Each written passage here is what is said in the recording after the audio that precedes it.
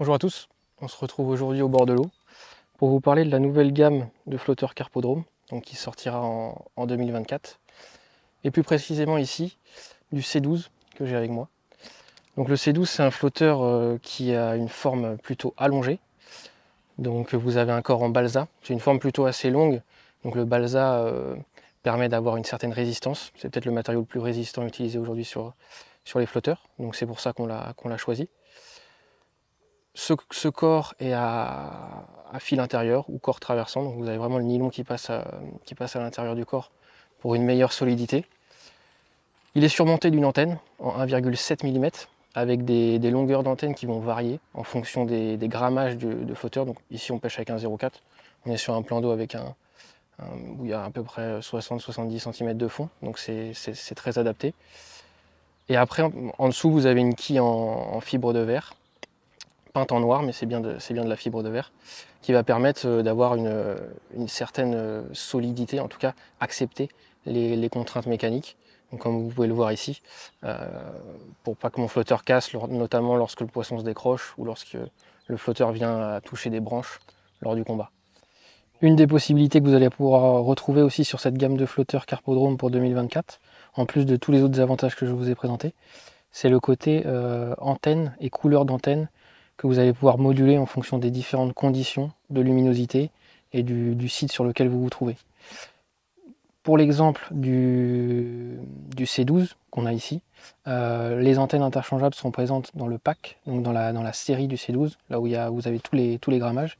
Vous aurez en plus 2 antennes noires et 2 antennes jaunes qui vous permettront de facilement changer la couleur de votre antenne, du fait que le flotteur soit à corps traversant. Vous allez pouvoir retirer toutes les gaines, retirer l'antenne rouge et switcher sur une jaune.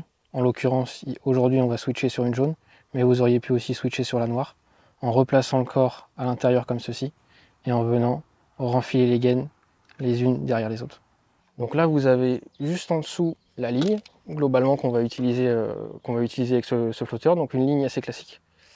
Un hameçon en taille numéro 14 ici, donc on va pêcher principalement à l'expandeur ou au maïs, donc c'est ce qui convient plutôt bien.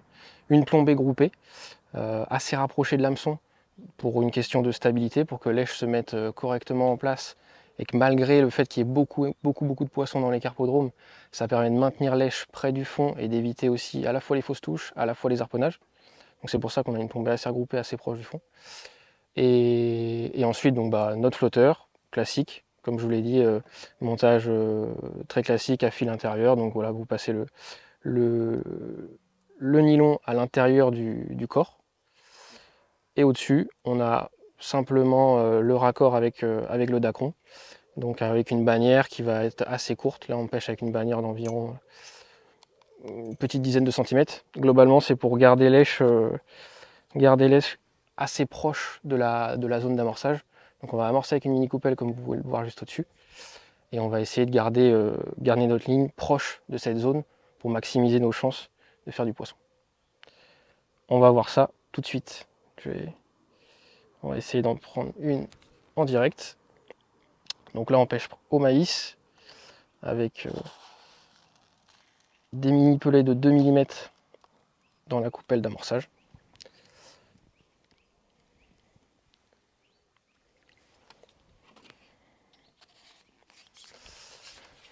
Et on a fait un coup assez proche des obstacles.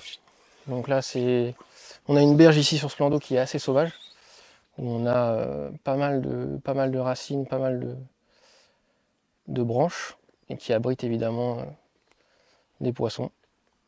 Donc là, voilà, comme vous pouvez le voir, on a posé la mini coupelle, le poisson était sur le poste.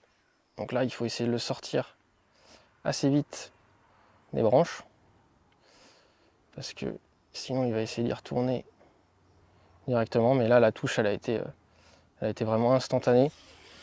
Le poisson était là. On pêche en plus précisément avec la bannière qui est très courte. Donc on a un poisson qui prend tout de suite notre èche. Ensuite, lors du combat, c'est de façon assez classique. Une fois le poisson sorti des branches, On ramène notre canne basse, sans mettre trop de pression sur le poisson pour pas le décrocher. Et une fois arrivé au bord, vous allez pouvoir vous munir de l'élastique. Et donc là, vous stripez de façon assez classique. Vous ramenez le poisson en surface. Hop. Il n'a pas voulu venir la première fois. C'est une jolie petite carpette. Voilà, piqué au maïs.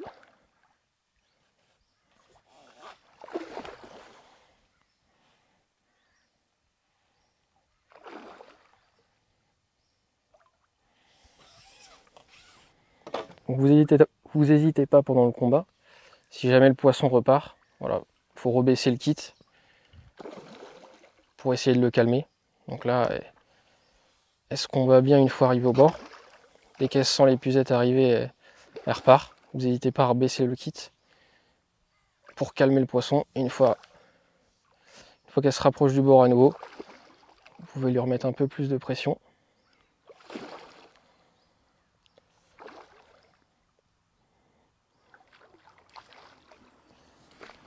Voilà. Donc là, on a un joli poisson.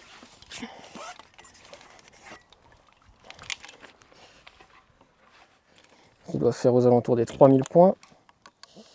Piqué au ras de la bouche. Hop. On va le remettre directement dans l'eau. Donc j'espère que cette vidéo de présentation du flotteur C12 vous aura plu. Et n'hésitez pas à nous suivre sur les réseaux, Facebook, Instagram, YouTube, pour plus de contenu. Merci beaucoup.